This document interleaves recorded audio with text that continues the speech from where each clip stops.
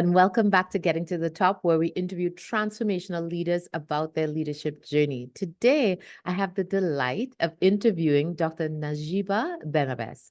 She's a distinguished and compassionate leader renowned for her contributions to business education and her impactful executive roles. Currently, she serves as the Dean of the School of Business at Elizabethtown College in Elizabethtown, Pennsylvania. She holds a Ph.D. in economics from the University of Wisconsin-Milwaukee and a master's degree in economics from Western Illinois University. In November of 2023, she published a book, Irreplaceable Human Intelligence, Surpassing AI Outreach. Fabulous, which was featured in International Business Times. She's also recognized for her leadership in USA Today. Committed to lifelong learning, she has further honed her skills by completing an intensive leadership program through Harvard Business School Executive Education. In recognition of her exceptional leadership and dedication to business education, Dr. Benabess was honored with the esteemed Dean of the Year Award in 2021 by the Academy Global Business Advancement Association. This prestigious accolade highlights her ability to foster global diversity and inclusive collaboration, inspire innovation, and promote excellence within her community and nationwide. Welcome, Dr. Benabess. Thank you so much. Thank you for having me, Racquel. Wonderful. So normally we start by talking about where did it all start, but I really want to hear more about this book. So we're going to flip things around this time and we're going to talk a little bit about the book. Fabulous. Yes, I would love that. So the book, it's my first book, by the way, and I'm really just excited about it. It's, again, like you mentioned, the title, Irreplaceable Human Intelligence, Surpassing AI Outreach. I wanted the book to really just inspire readers to appreciate the enduring power of human mind. It really it encourages individuals to harness their unique cognitive and emotional strength, advocating for a balanced approach to integrating AI in a way that amplifies rather than replaces human potential. So that was really the focus or the objective of the book. So I emphasize the irreplaceable value of human intellect and emotional intelligence in it. You know, I think so many people are nervous and afraid of, what's happening with AI and AI replacing human beings and us not being able to hold our jobs. And then some people are projecting it as this utopia where we just sit at home and eat bonbons all day and AI does all of the work. And then others are like, we become slaves to AI and then, we're having to, I'm not sure do what, but there's a lot of fear around AI. Is that what inspired you to write the book? Absolutely, Racquel. You nailed it. That's exactly was my motive. And around me, that's what I was hearing. That was the concern. I meet with people and they're constantly worrying about AI. What is going to happen? What's going to happen to our jobs, our kids' jobs? Everybody's just concerned about this kind of like devil. So it really inspired me. I've been thinking about it a lot, and I thought, okay, what are things that AI cannot replicate? And, what are things that are purely human, things that are like the nuanced understanding and interpersonal connections that only human, inherently have. And that's what really inspired me to write the book. And so far, how has the book been received? So far, so good. It's been really well received. I had great reviews from readers, and I'm really excited. So I enjoyed the whole experience about being an author. So maybe I'm thinking about a next book. Love it, love it. Normally when I have a guest, I've read the book already. So I've had a couple of guests who've written books and Yeah, generally, so I have to hurry up and make sure that I read this one. And I'm so interested in AI. I think this would be a really, really good read because I think it's really important. I think AI brings so much quality to the work that we're able to do, but there absolutely. are things that human beings are irreplaceable. Yes. And that only we can do. For me, I think the challenge is more around the speed at which AI has synthesized the human experience and is able to regurgitate that experience. And that's my concern, because the less you have people creating new material and creating new experiences to feed into this AI, the quality of what it produces will start to devolve, right? Because it's using what we've put into it to create what it's doing. You are absolutely right. I always tell my students that technology in general provide us with speed, but human provide the direction. So we human are the ones strategize. We are the ones direct, Mhm. right? We're the ones choose the strategy and the direction of whether it's a business or whatever we're talking about. So I totally agree with you, and we should embrace the pace, right? That fast pace that technology provide us that we can't create, and but we have to be careful that a human what we anticipate or what we want to develop in human is the knowledge about how to understand strategies and directions and visions and things like that. Beautiful. All right. So tell me a little bit about, how did you start? What made you decide that you were going to take this path at the very beginning when you were a little girl? What did you think you were going to do? Well, at the beginning, I always wanted to be a teacher. Yes, Really? yes, I always wanted to teach. I really didn't, it didn't matter to me, higher education or not. Just give me students and I want to teach. I want to share knowledge. I want to, help people. So, yeah, born and raised in Morocco by a single mother. Oh, I grew up, my mother really instilled in us the importance of education as a way to change lives and create opportunities. So I think this upbringing fostered this profound love for learning in me, which I have carried throughout my life, it seems like. So I that's think it really, yeah, I became dedicated my career to helping others discover their own love for learning and understand its potential to shape their futures because I'm a result of that. I'm the outcome of that transformative power of education. I love that. I've just finished reading a book called Hidden Potential, and it talks about an experienced kindergarten teacher can have a $325,000 impact in increased earning per class of 20 students. So, Wow. yeah. So just the experience as a kindergarten teacher, and that makes such a difference all the way along, your ability to continue learning, your ability to self-regulate, your ability to believe in yourself, all of that. So they had done this meta-analysis of studies, and I think it's so brilliant. So you had this mother that instilled this love of learning and this passion for education in you, and you always wanted to be a teacher. So you went, at what point was that? Was that high school? Was that primary school?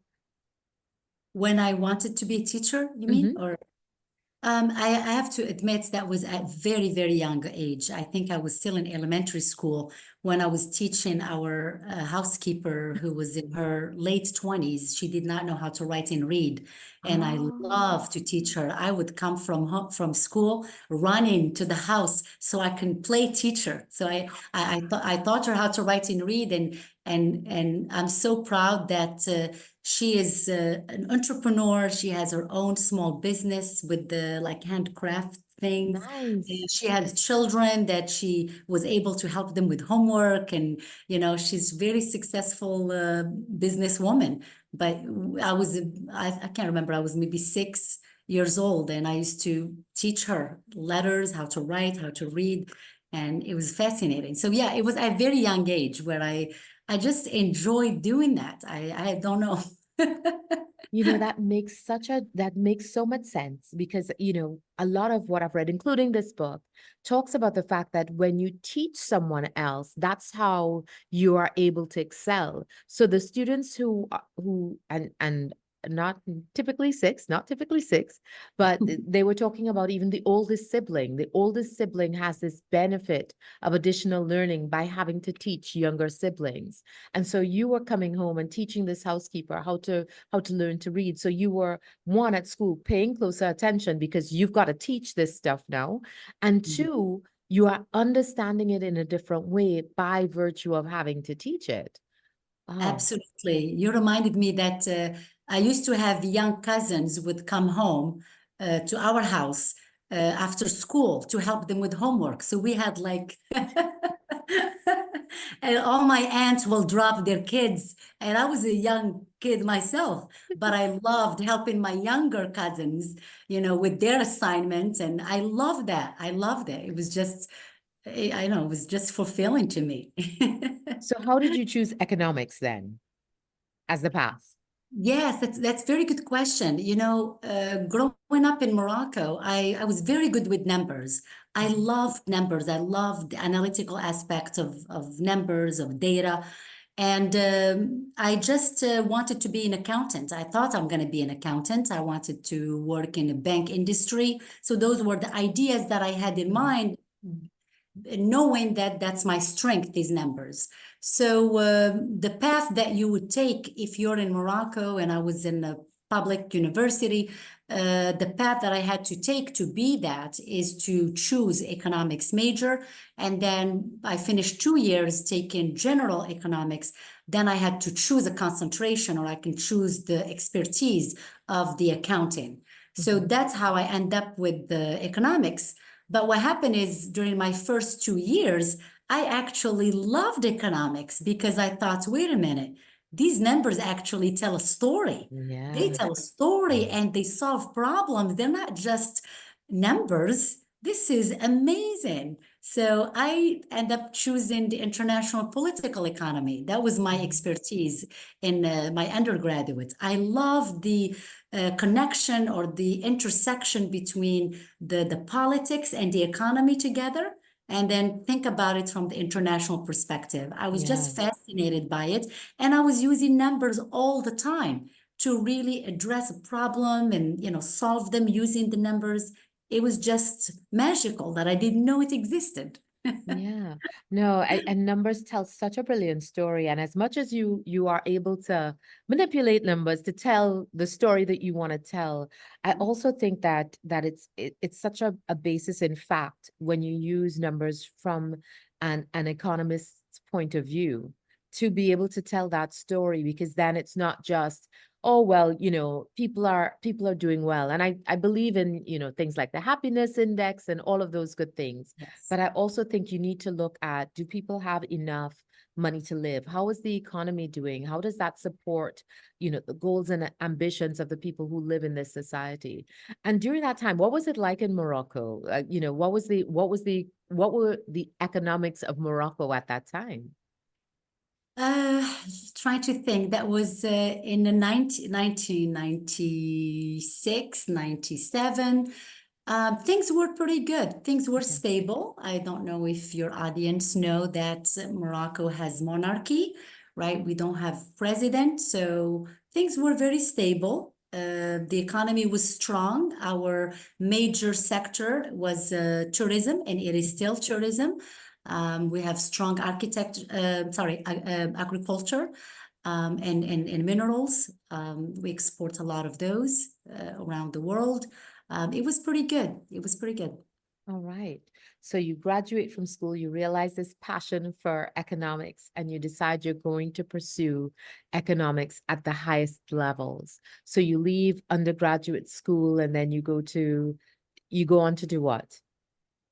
Yes, so when I finished my PhD at University of Wisconsin-Milwaukee, I was very honored to start my first full-time assistant professor job at Norwich University in central Vermont. Ah, That's the oldest private military university in the country. wow. And it was an amazing experience. So yes, so I started that, and I love the experience teaching students. I was teaching quantitative methods classes, finance, economics, international economy. I did that for 5 years, and then I was promoted to be a director of the School of Business and Management. So that shift from the faculty to being an administrator, to have that leadership role, happened at that time. And then I was a director of their School of Business for about 5 years. And then I moved to another university. It's called the Millikan University, and I was their dean of their School of Business for 5 years.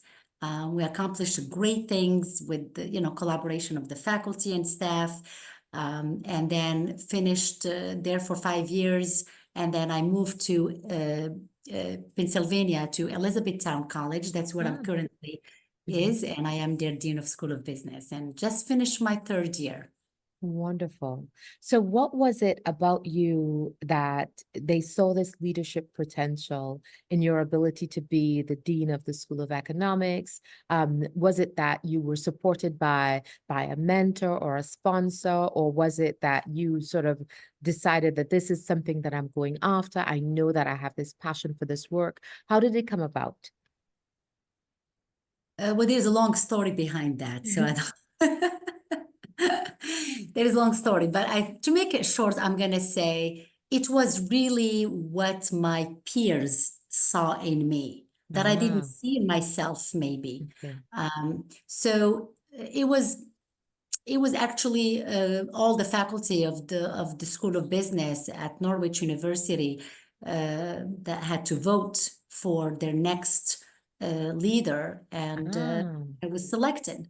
And I was very humbled, obviously, and very honored and overwhelmed because they saw qualities in yeah. me, and they trusted me to lead them and lead the school. So it was kind of a challenge, and yet an amazing experience. So that's how I end up in this role of leadership in higher education.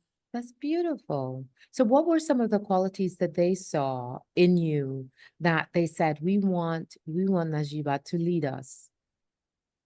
I love the question. I wish you can ask them that, but I'm going to guess. I think I think one of the qualities, and I think this has to do maybe with my upbringing, which is just empathy, being an Mm, empathetic leader. And in a sense that you listen to people, you actively listen to people, and you put yourself in their shoes. You try to understand their perspective and where they're coming from. I think that's a key. And I was like that when I was a junior assistant professor. That's how I treat everyone, whether it's my students, my faculty, my peers, my anybody that I work with, whether it's inside the institution or outside. I always treat people with respect, with a lot of empathy and open-mindedness. And I think maybe they saw that in me, and they trusted me. yeah, I think there's also a lot of humility as well. I mean, you were so gracious, even when we given your multitude of accolades, you were so humble when we came on the call and just really very kind, and you listened and I can see how someone engaging with you could easily just quickly be able to relate to you and want your guidance and to get them to guide them and guide the organization as the dean of economics. I can see it easily. Thank you. Thank you, Racquel. So what's your favorite thing about that role? My favorite thing about my role is the students, I have to say. They really bring joy to me, and that's my drive every day, is really when I see them, thriving, when I see them achieving their goals, when I see them, looking at that light, and they understand, and they're like, Yeah. it really makes my day. One of the things I enjoy now, anticipating for the next fall is meeting the new freshmen, right? Yeah. Meeting the new class, because I know I'm always like excited. I have the butterfly no matter how many years I have been in higher education. There's always that excitement about meeting with them and, learn about their aspirations and just help them on, help set them on a path to success. So that's to me is the reason why I am in higher education. And when we talk about students, we talk about all kinds of learners. So we're not only talking about the typical 18-year-olds that are coming out of, high school and they're choosing college. We're talking about adult learners. We're talking about single moms, single dads, right? We're talking about people who wants to change careers, people who just entering labor force, they were in the military, all kinds of students, all kinds of learners, just to be part of their journey. To me, it's a privilege. So that's really, to me, it's fulfilling and rewarding every day. That's incredible. And I think, I'm sure you from time to time see past students who tell you about the impact that you've had on their lives.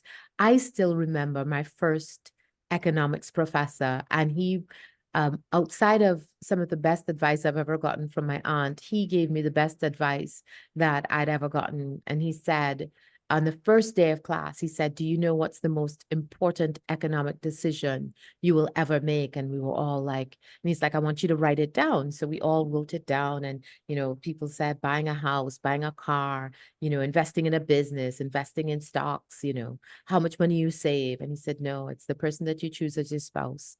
The person that you choose as your partner is the most important economic decision you're going to make, because that is going to determine on a daily basis who you get up and be." I was like, wow, just blown away. That's Yeah, powerful. That's blown amazing. away. And Yes. and I looked at life through that lens after, right? Because Yeah. you could be smart, you could have access, but unless you have that environment in Mhm. your personal relationship that allows you to show up as your best self, you don't have the capacity to execute on your amazing goals and plans. So Absolutely right. Yes. yeah. 100% agree with you. Yeah. So what would your students say? What kind of professor are you? Oh my goodness. I wish you can ask them. I'm gonna but you know what? Let me share this with you. Hmm. So growing up in Morocco, when I was little, when I was in elementary school, I really didn't have good learning experience. Really? It was not a very good learning experience. It was very, maybe at that time it was okay. It was very it was not fun. And Mm, and it was very stressful. It was yeah. very scary Yeah. at times. You're looking at your teacher. It's like not somebody that's you can relate to. It's like this sacred person that you want to make sure Yeah. you're not making mistakes. So anyway, it was not a good, pleasant learning experience. And I think that having that feeling, that's what made me, when I am in the classroom, I make sure that my classroom is fun, is a safe place where people can speak, they can say what they want in their mind, they can express themselves, they can feel inclusive, and that's the environment I try to create. I Mm, hope my students would support what I'm saying, because that's really, I remember being young and how I just was always nervous to come to class, and mm, I wanted my student to be excited to come to my class, and I yeah. do see that, especially that I teach courses that are either students are required to take them, or they're very like the pain point for their major. They take quantitative methods with me. Some students are, having phobia about numbers and economics. So I try intentionally to make my classes applicable to whatever they're interested in, making sure that examples are, they can relate to them, they can make sense to them. And I make sure that it's fun. I mean, I Mm, really start my class with the music playing. So when they nice. come in, they feel relaxed. They talk to me. I greet them. If there is an exam or they're working in group, I make sure I have a light music in the background so they can feel relaxed. So I do kind of few touches here and there. Sometimes I bring some food, like snacks, if I know my class is between, let's say at lunchtime, I always try to think and be thoughtful about what are the little touches I can do to Yeah. make this environment a welcoming, comfortable, because learning is fun. I Yeah. want them to know that learning is a fun thing and you can do it for life. Yeah. Oh, that's such a good approach. So what do you say? Because I think that so many, part of what has defined the gender gap is that a lot of women don't pursue economics, don't pursue STEM, don't pursue, you know, finance as an example. And that typically is the path to the top. So how can you, or given that this is your absolute path, how can you help what can you say to women who need to bolster their economic knowledge, their numerology or their knowledge of numbers and how they work with those numbers? What can you say to them about how do they engage with this and either make it fun or get over their fear of numbers or get over their fear with working with numbers?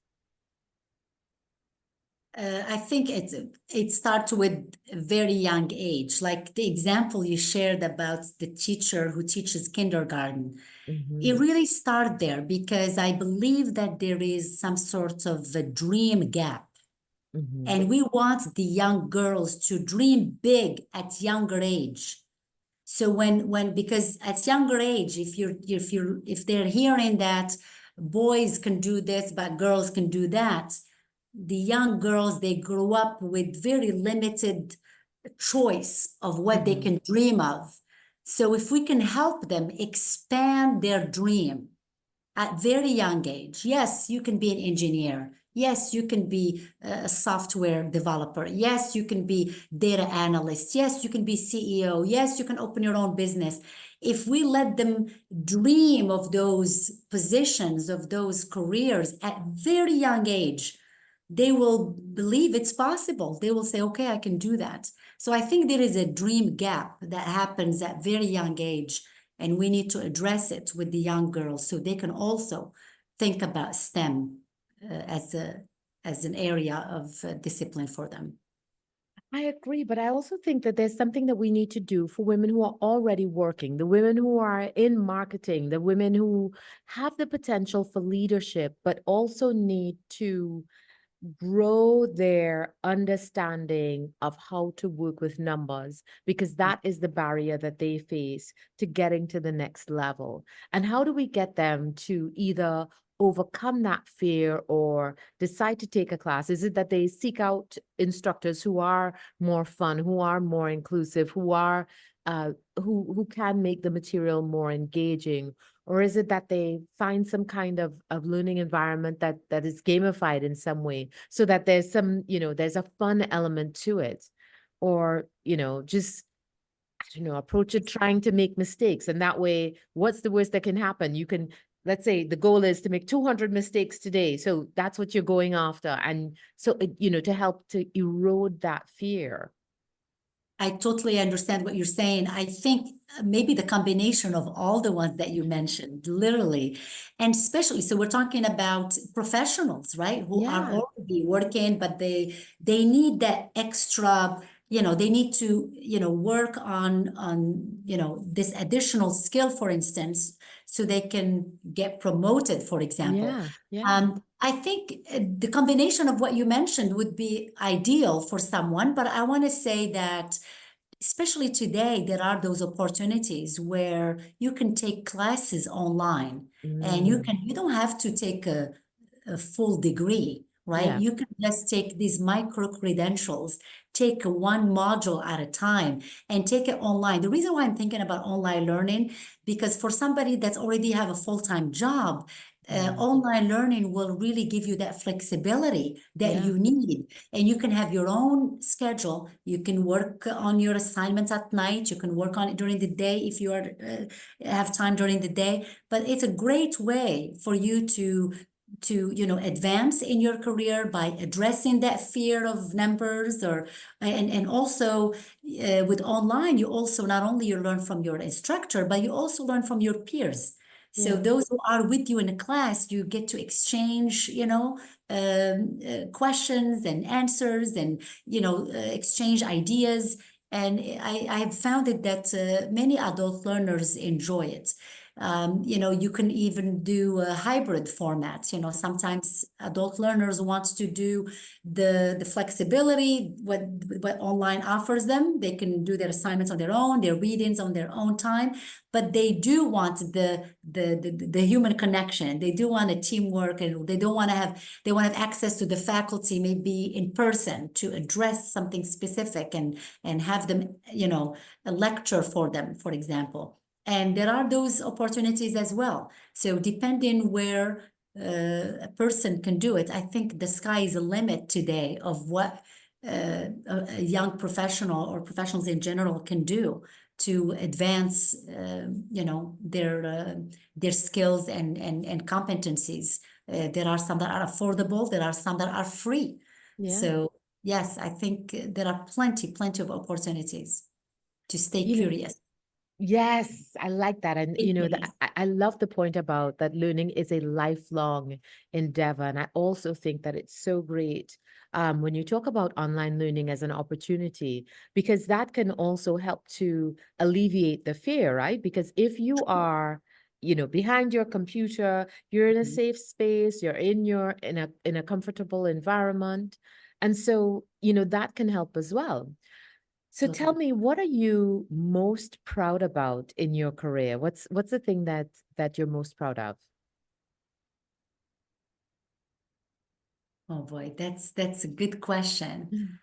Mm. The most thing that I am proud of, um, I think it's just the impact that I have made in so many students and so many students and so many faculty and colleagues that I met with, and the relationships that I built so far.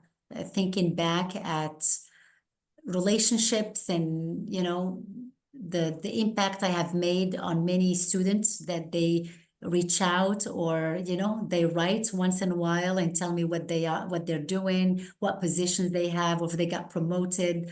It just brings me so much joy. I'm a big believer on education and the value of education. And even though it has been attacked, in recent years, I remain, optimistic about the impact of it, because I see it. I see it every day. And also so many junior faculty that I mentored, and where they are today, and the Yeah. promotions they received, and the positions they're in, and the impact they're making as well. It's makes me just so honored, that it's such a privilege to be in these people's lives. I think that's uh, the most thing I'm proud of, is all these connections and relationships that I built so far with so many people.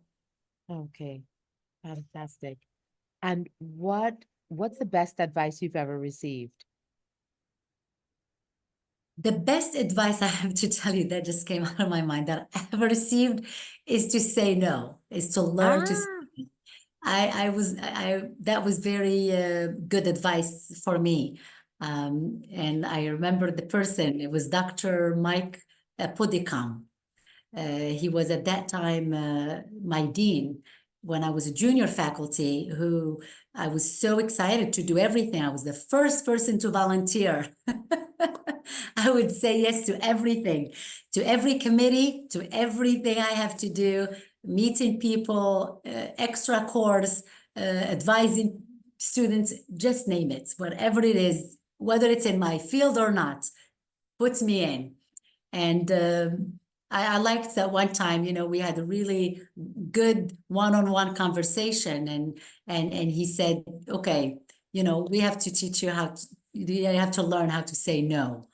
And that conversation really resonated with me, in a sense that it helped me prioritize, it helped me create a direction and a plan for where I want to go. So I'm not really too wide in doing so many things. So I would say yes to things that fit the path that fit the goals, the priorities that I set for myself, so that way I can accomplish them. So that's how that advice really helped me in my entire life. So I don't know if Mike Podicom knows that, but I hope he can listen to this podcast so he can understand that he impacted me actually.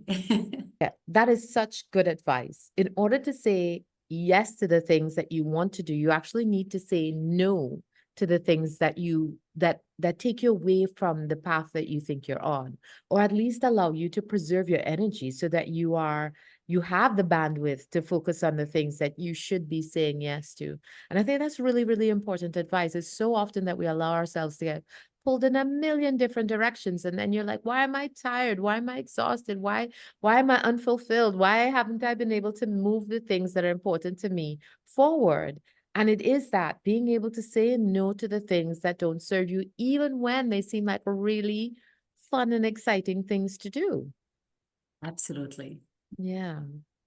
No. So, Najiba, thank you so much for this journey with you about your career and what you're doing. I love that it's in education. I think we have so many women in education, but still not necessarily enough women leaders in education. So the fact that you are, you know, a woman achieving the highest heights in education and continuing to push the envelope. You've written the first book, you're thinking about the second book. I love it. I love it. I love it. And I wish we had more women like you. And I hope that this has been really informative for you as well, our listeners, about this journey and being able to pursue your career and do that with humility and openness and empathy and listening in order to not only you should always actually put yourself forward, but to be chosen to lead others. I think it's really important to lead with wholeheartedness and empathy and openness and listening. I think it's a really great way to craft a career. And I also think, um, you know, even as you talked about the book, it feels like it's from that perspective of empathy, right?